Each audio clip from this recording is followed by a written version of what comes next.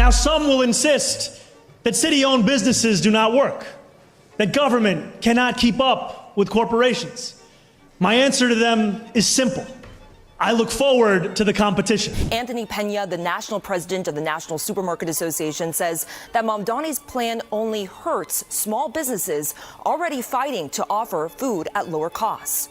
They've been there for 20 years, 15 years, doing the right thing, paying their fair shares, and the city using the same money that they are producing to compete against them. It's like they feel like it's a slap in the face. So my mayor, Zohran Mamdani, announced a government-run grocery store. It's gonna cost $30 million. A grocery store, $30 million. But that's not even a joke. The joke is that it's going to be placed in a neighborhood that already has 15 grocery stores within 5 blocks. Does that make any sense? Let's get into it. Sunday night, a few nights ago, Mayor Mamdani threw himself a 100-day party at the Knockout Center in Queens. Big crowd, signs everywhere, and then a surprise guest, Bernie Sanders, comes in, walking into some rock song, I think from AC/DC. And the headline announcement, the city was going to build its first government-owned and government-operated grocery store in East Harlem, the historic market under the Metro North tracks on Park Avenue. Mamdani campaigned on opening 5 of these city-run grocery stores, 1 in each borough, by the end of his term in 2029. And a lot of people say it's a free store. It's not. It's not free. It's heavily discounted, but we'll talk more about that in a minute. He says that these stores wouldn't pay rent or property taxes, and they'll pass those savings on to the shoppers. He budgeted $70 million for all 5 stores. Sounds ambitious, but then when you really look at the numbers, things don't make a whole lot of sense. Like I said, the first store, just 1 store, is gonna cost $30 million. That's according to the New York Times. $30 million out of $70 million of a total budget. So let's do some quick math here. That's nearly half of the entire budget consumed by store number 1, which means you have $40 million left for 4 more stores across Brooklyn, the Bronx, Queens, and Staten Island. $10 million each? Maybe, if everything goes perfectly, which I will say this with love, if everything goes to plan, which clearly hasn't, because when does a New York City construction budget ever come in exactly on budget? And this gets worse. Even that number of $70 million, that was already up from $60 million he estimated on the campaign trail. So now we went from 60 to 70 before a single shovel hits the ground. But wait, that $70 million doesn't even include the feasibility study. Nobody knows what that costs yet. And it doesn't include the ongoing operation expenses, building maintenance, employee salaries, inventory, utilities, none of that. The $70 million is just the construction. We're guaranteeing affordability. In the contract we will have with a private operator, it will be required that the savings that are passed on to that operator then be passed on to the consumer. And I think it comes back to what was being said earlier, which is that for too many working class New Yorkers, they are not able to budget for the grocery store anymore because they don't know what the price will be. And while all this is happening, while New York City is staring down a $5.4 billion budget deficit, $5.4 billion.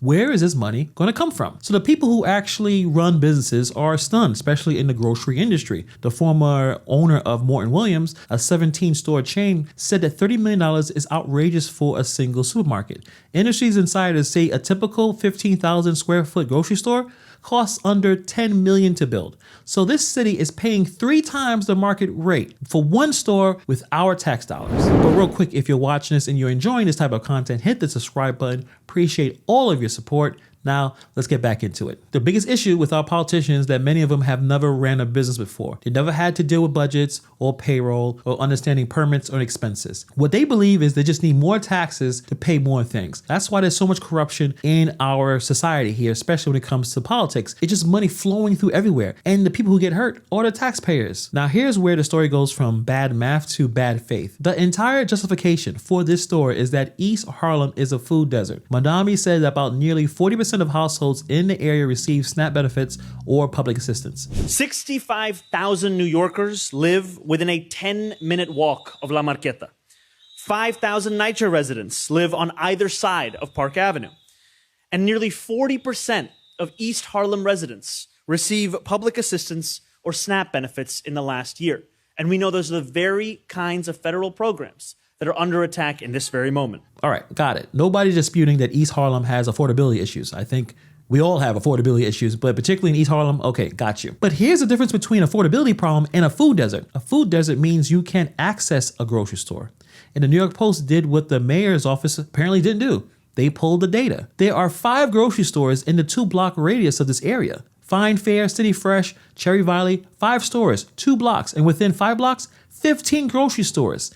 15. There's the Shop Fair, there's Associated Food Town, Pamela Grocery Store. If you're from New York City, you're kind of familiar with these stores. They're all right there. You can see from this map showing each one of these stores surrounding the site. So this is not a food desert. This is a competitive grocery market. And the city is about to drop a taxpayer subsidized competitor right in the middle of it. The one that pays 0 rent and 0 property taxes. And you're telling the private stores, the private businesses, good luck. So the first city-owned grocery store under Mamdani is going to be opening in East Harlem.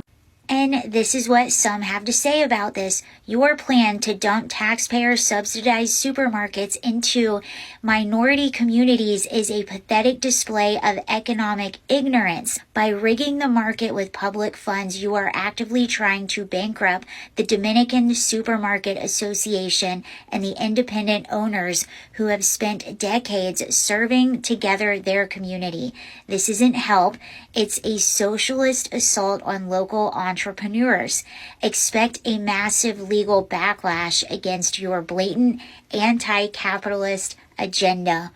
Holy cow. This is not leveling the playing field. This is the government putting its thumb on a scale and crushing the small businesses that have been serving the community for years. The United Bodegas of America among the critics, saying the concept is more of a gimmick than a solution to the current climate, which they say will hurt small business. You can't serve 8 million people with 5 locations.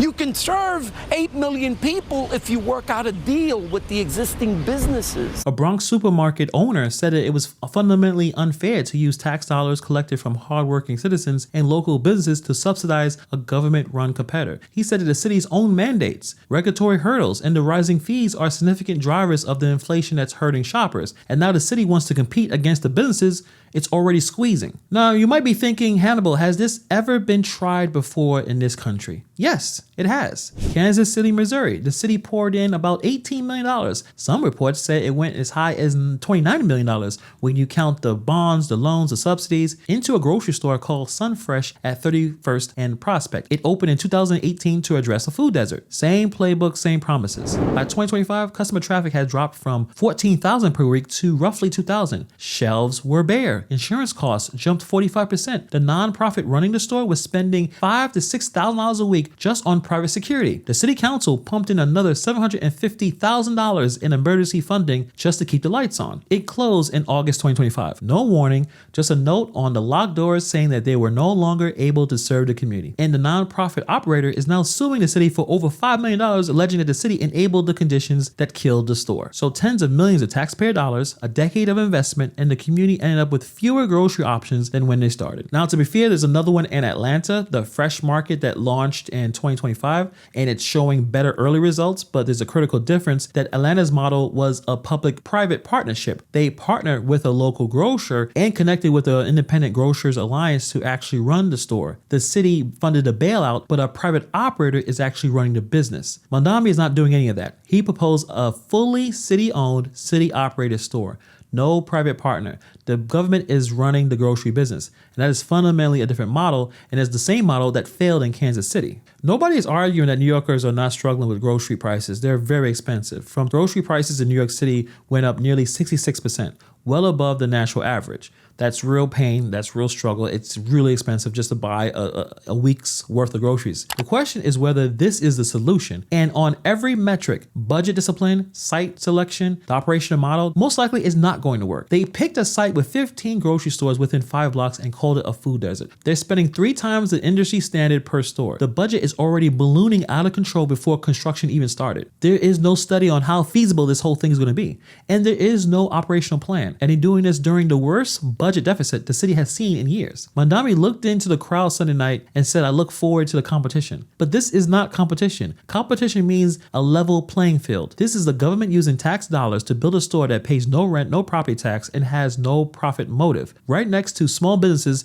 that pay for all those things. So most likely this is not going to work and is going to crash spectacularly. I'm not even sure it's going to be 5 stores before he even decides to run for re-election. I think it's going to be too much money. It's not going to work. It's going to be an epic disaster. But when it does get built and open, I will check it out. Most likely I won't shop there, obviously, but I definitely want to check it out because it's going to be fascinating how some people keep trying this socialist model and it doesn't work. It doesn't work. Until we find a better model, capitalist systems work. And trying to use the government to alter what's going on in the market, it always fails. But let me know what you guys think about this in the comments below. Thank you for taking time to watch the video, and I'll see you guys in the next video.